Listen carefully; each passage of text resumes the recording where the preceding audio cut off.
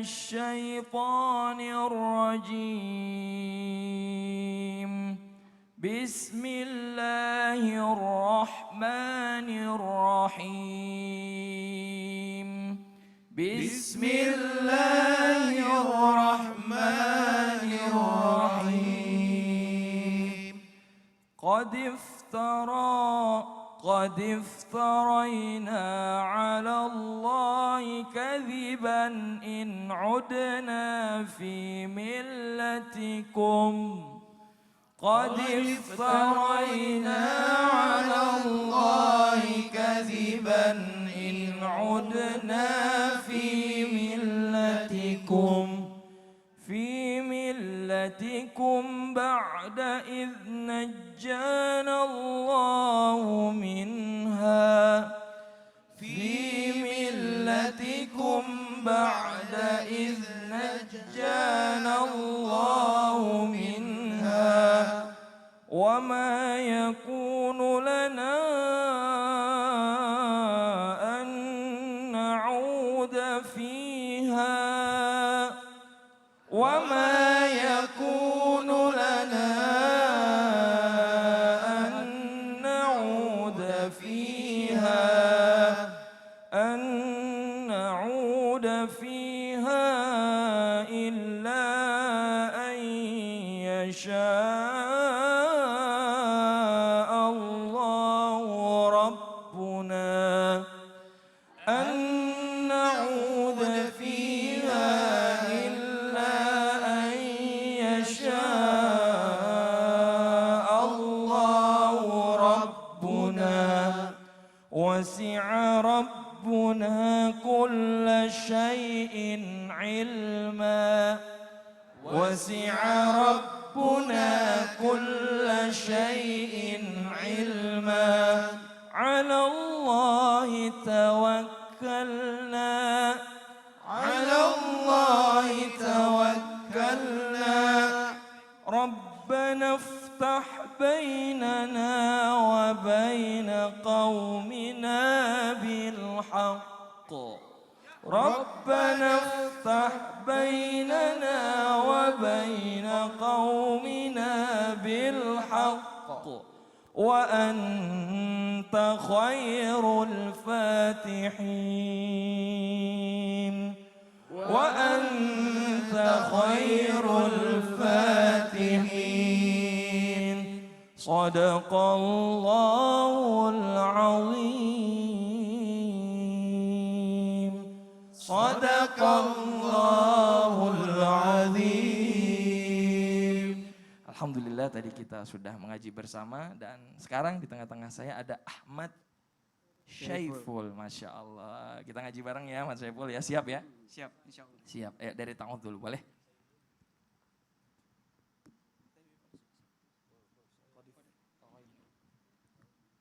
A'udzubillahi minasyaitonirrajim.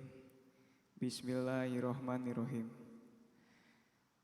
Qad iftarabna Allah. Stop. Qad iftarayna.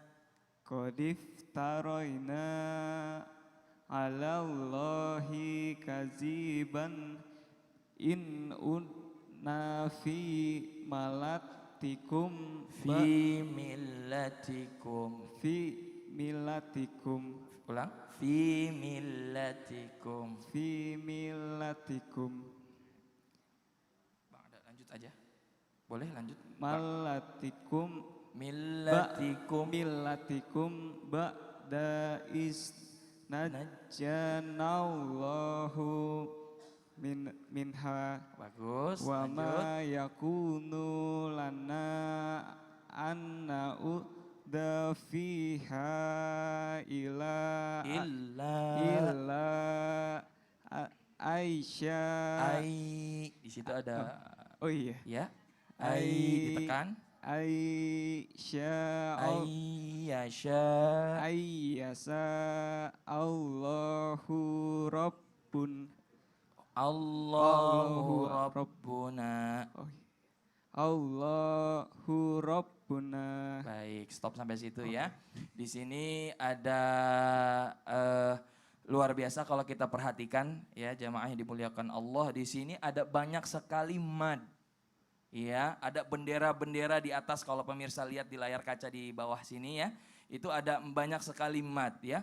Di sini coba kita lihat ya. Dari illa, dari fiha illa ayyasha Allahu rabb. Oke, di situ semuanya itu ada bendera-bendera. Nah, perbedaannya kadang-kadang ada orang yang nggak tahu, Ustadz bacanya berapa harokat sih? Atau berapa alif sih? Nah, kalau yang benderanya itu seperti set-set, apa nih namanya nih? Yang fiha illa, di sini ada fiha illa, itu adalah namanya mad jaiz munfasil. Dia bacanya boleh 2, boleh 4, boleh 6. Jadi panjangnya boleh segitu. Tapi yang ayyasha'a ya, itu namanya mad wajib muttasil, dia bacanya 6 harokat wajib.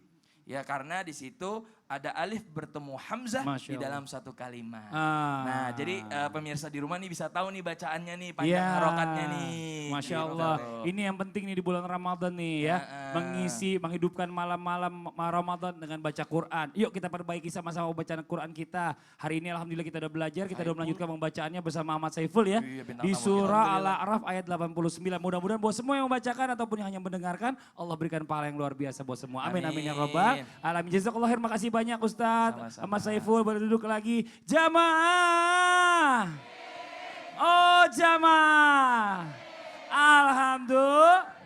Kembali lagi di Islam itu Indah spesial Ramadan. Alhamdulillah. Nah sekarang kita lanjut lagi nih. Kita kan udah tahu nih ternyata nggak semua jenis setan itu dibelenggu selama di bulan Ramadan. Aduh. Lalu sebenarnya seperti apakah jenis-jenis godaan yang berasal dari setan yang terbebas di bulan Ramadan? Yuk kita kembali minta penjelasannya dari guru kita Ustadz Faris yang terhormat boleh maju kembali di depan. Tepuk tangan dong Bu Ustadz Faris. Masya Allah.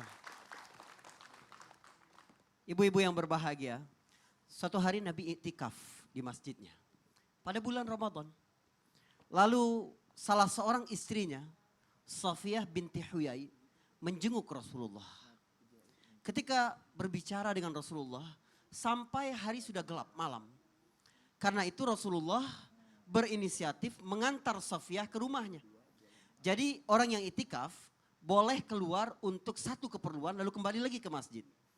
Ketika Nabi SAW sedang mengantar Safiyah di jalan Madinah, ada 2 orang sahabat yang bertemu Rasulullah. Mengucapkan salam kepada Rasulullah, lalu cepat-cepat berlalu. Karena melihat Rasulullah sedang berjalan dengan seorang wanita. Sama Rasulullah SAW, kedua sahabat ini dicegat. Nanti, tunggu dulu kata Rasulullah. Yang bersamaku ini adalah Safiyah istriku. Subhanallah. Nabi takut ada prasangka yang buruk. Yang terbayang oleh 2 orang sahabatnya itu. Karena Nabi berjalan dengan seorang wanita.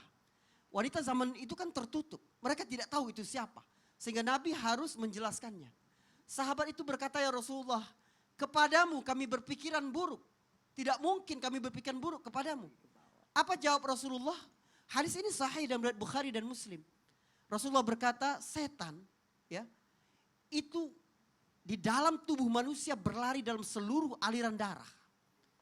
Jadi sangat gampang bagi setan untuk menyeret manusia kepada kehinaan, kerendahan, dosa, fitnah, dan lain sebagainya.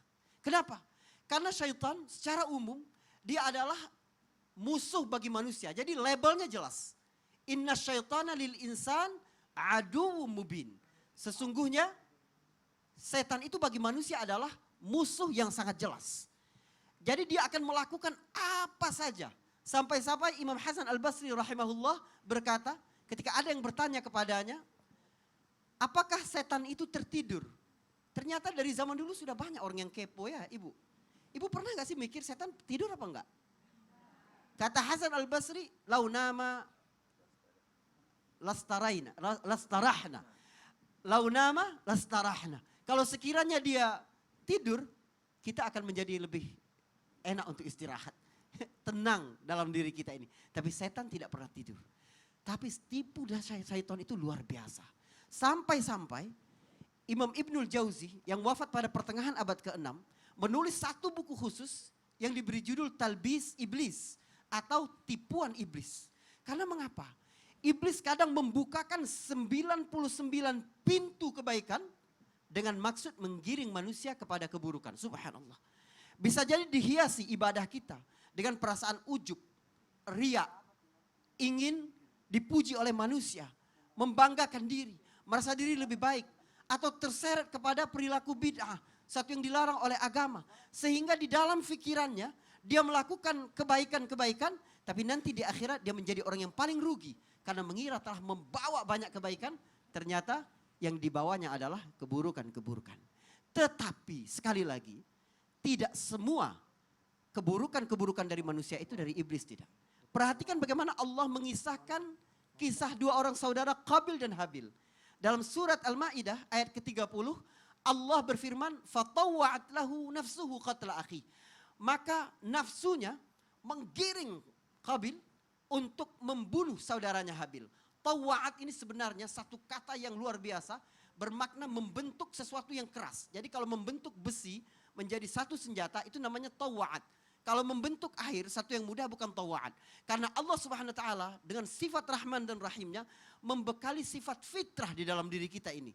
Jadi dalam diri kita ini condong kepada kebaikan. Kalau sekiranya kita melakukan keburukan, sebenarnya ada perjuangan yang berat yang kita lakukan di dalam diri kita sehingga akhirnya kita tega untuk bermaksiat kepada Allah Subhanahu wa taala. Ini adalah peran hawa nafsu. Ini yang dikatakan Yusuf dalam surah Yusuf ayat ke-53. Innan nafsa la ammaratun bisu. Ini Masya Allah, tapi gini Baik. ya Ustadz ya. Baik. Saya tuh kalau misalnya tadi dengar bicara masalah tentang bisikan-bisikan setan yang mungkin sudah biasa dilakukan juga sebelum bulan Ramadan. Iya. Itu mungkin masih oke lah. Tadi 99 pintu kebaikan seolah-olah dibuka untuk tapi menuju kemaksiatan. Nah ini yang kita takut nih. Kayak mungkin nih banyak bulan Ramadan ini banyak orang yang mau coba buat takjil ya Bu ya. Tapi ternyata buat takjilnya itu ada maksud tertentu. Ini dari si ibu ini minta diomongin. Karena ria adu nauzubillah. Itu dia yang bahaya ya, benar Ustadz ya. Nah ini yang harus kita jaga nih selama bulan Ramadan Jadi ini. begini Mas Fadli, seorang yang bergaul dengan orang yang jahat, Uh-uh. dengan teman yang jahat, bergaul bertahun-tahun.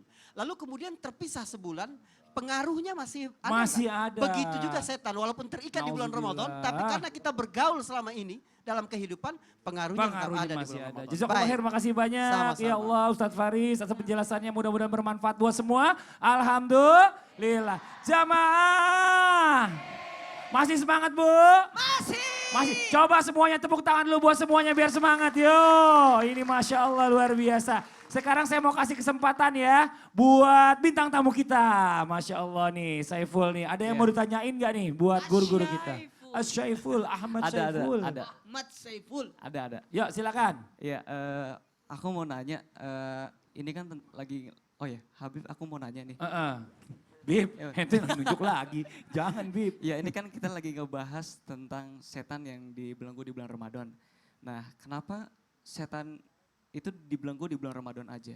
Setelah bulan Ramadan selesai, setannya dilepas lagi.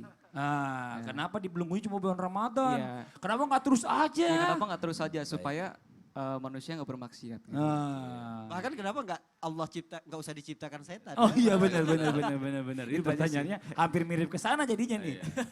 Saya diserang kayaknya. Diserang ya.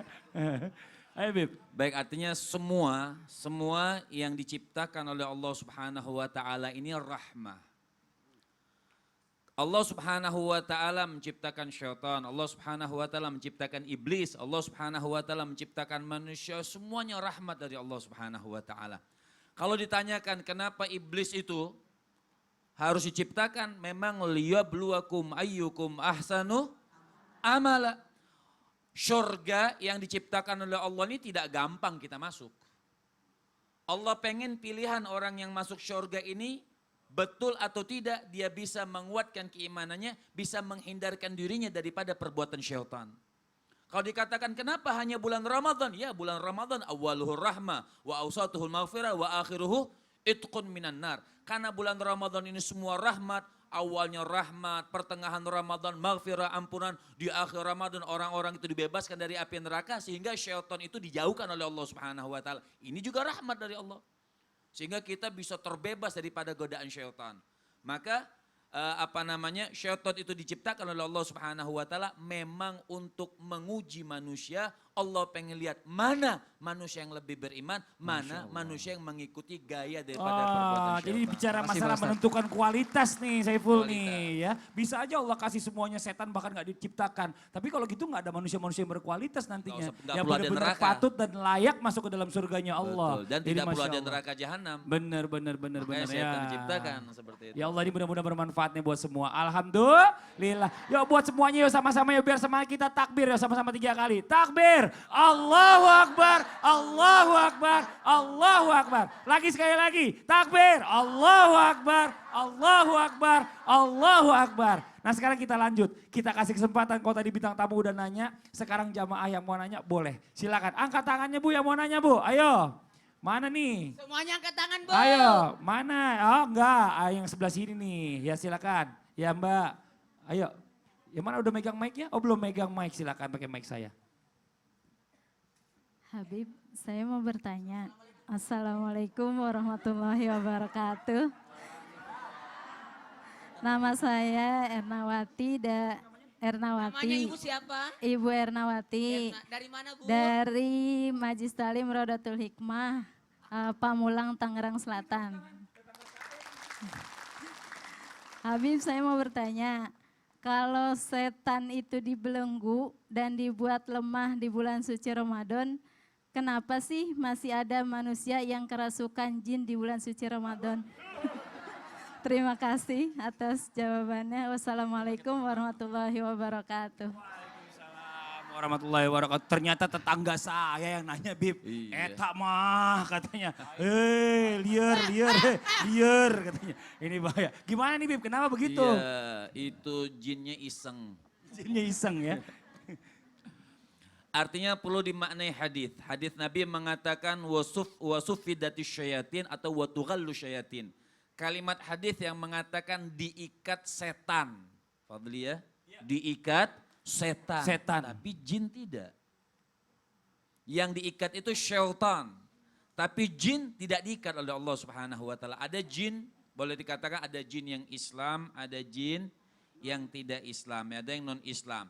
Maka yang Islam ini pun namanya jin. Maka kita tidak boleh percaya sama jin. Tidak boleh kita minta pertolongan sama jin. La mu'in ilallah. Tidak boleh pertolongan kecuali sama Allah Subhanahu wa taala. Karena jin pun bisa ingkar.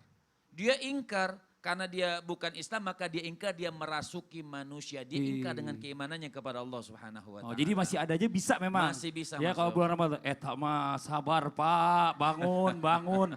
Hah? Dia lurah di kampungnya. Oh iya, lagi ngantuk ini, lagi ngantuk. Saya ambil ini jinnya, biar gak ngantuk. Huh, gitu ya, hilang ini Masya Allah. Pak, maaf. Iya. Hati-hati. Kan udah saya udah Nanti minta kalau tinggal maaf. di kampungnya enggak dibuatin KTP. Oh loh. iya. Ini Masya Allah. Ibu jelas ya Ibu Erna, makasih banyak pertanyaannya bagus banget. Mudah-mudahan bermanfaat buat semua. Alhamdulillah. Jamaah. Nih dia nih ya, katanya setan itu kan gak hanya berbentuk jin aja. Tapi ada juga yang bentuknya manusia. Aduh, yang mana kira-kira nih? Nah, apa benar bahwa setan juga dapat berupa teman sepergaulan kita, bahkan orang lain, atau bahkan juga bisa jadi orang yang kita cintai? Aduh, nah gimana nih? Coba kita minta penjelasannya kepada guru kita. Dan ini alhamdulillah Ustadz, bukan setan ini. Ada Ustadz Maulana, tepuk tangan Bu, Ustadz Maulana.